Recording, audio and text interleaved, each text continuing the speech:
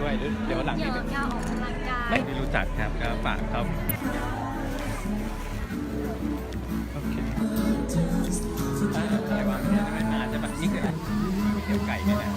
สปาเกตตี้60 บาทเดี๋ยวใกล้ๆกับเบอร์เกอร์ก็ซื้อมากินที่นี่แถวบ้านครับโอเคเดี๋ยวให้ดู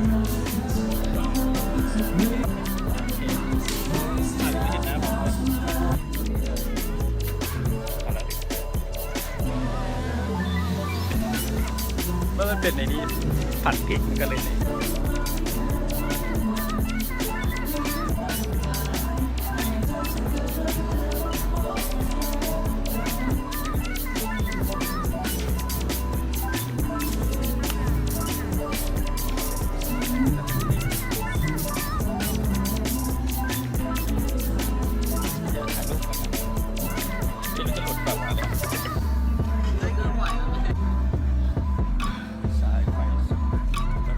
ไม่ต้องพูดถึงตับแลบอ่ะ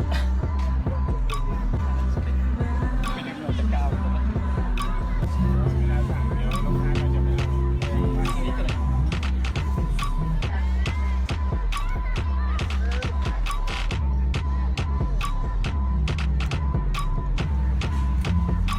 จอยมาเลยที่อยู่ที่นี่